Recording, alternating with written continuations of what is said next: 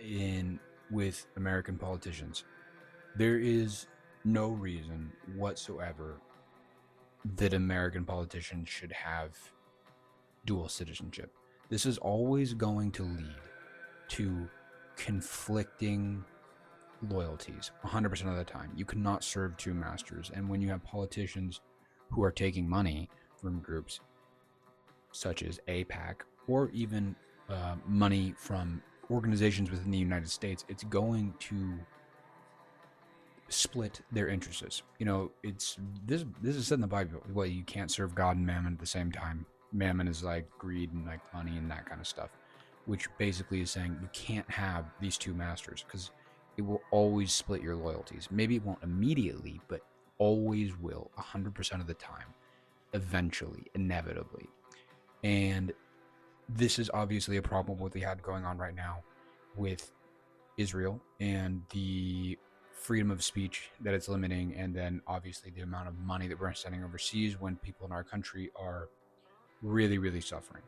And we obviously have this problem already with companies such as like Monsanto and Big Pharma and a lot of these other organizations that are essentially taking over our government. Now, focusing specifically on the dual citizenship, to make this as short and clean as possible, there shouldn't be. We all agree on this. If you're going to be a leader of the country, you need both feet in our boat, no one else's boat. This is it's like the Cortez phenomenon, where basically you will fight 3 times harder when your back is against the wall. It's like because Cortez burned his boats, so his men fought harder, and then he won, which always happens because when your back's against the wall, you will make it work no matter what the situation is. This is very well known, and this is very well used thing. This is known by, not even just like people who are fighters. Definitely, when you're in a cage and you're fighting somebody, you fight harder when you have no escape. This is known by animals. This is known by successful people who put themselves in situations. I'm sure if any of you are like successful guys or success gurus, you know what I'm talking about, where you put yourself in a situation that you can't get out of, and that forces adaptation. And this is also the same thing where you don't want to push a dog into a corner. When somebody has nowhere else to go, they become stronger and fight harder. Now, with our politicians and our leaders, we want our leaders to fight for us, nobody else.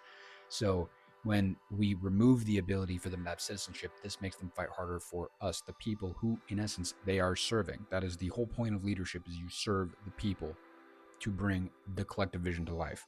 Now, a second note on this, before I get into the solution to this problem. Actually, let's just get into the solution to this problem. There's no time to waste. The solution, first off, no dual citizenship for anybody.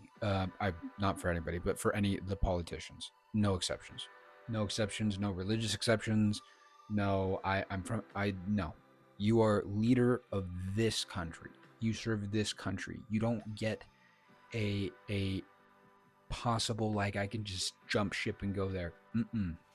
You cannot serve us, and you cannot lead us if you are not 100% committed full on to this country. Absolute standard. And I honestly think that not only do I think that's not crazy, I actually don't think that's extreme enough. I think your family shouldn't even be able to have dual citizenship.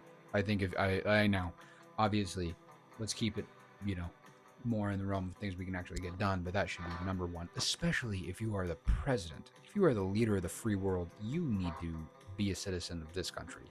Stop that. No exceptions to that. Let's see what I've written down here. Then, so no dual citizenship if you're in public office of any kind. If you are going into public office and you already have dual citizenship, it needs to be revoked entirely. You are a citizen here. You must choose, and that's, if you are more loyal to another country, that's fine. You can go there, or you can choose to be their citizenship, but you cannot lead us and then have your get out of jail free. The loyalty must be to the people, not to any donor, not to any group, not to any other country. not even to any other religion.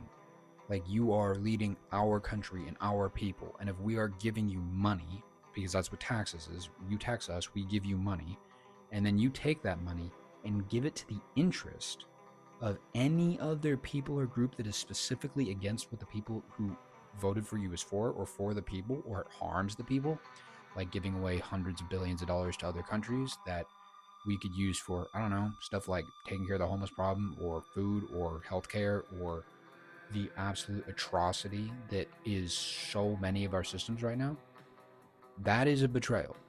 By serving anyone else rather than the people that you promised to serve, especially against their interests, you are literally choosing to betray them. That's not even crazy. That's not like a hyperbolic statement. That's just a fact. If you give me something, or let's see, it's like when you have a girlfriend. Like, if you have a girlfriend and then the girl's like, hey, actually, I'm going to cut this here because I'm not going to give him this. That's a fact. End of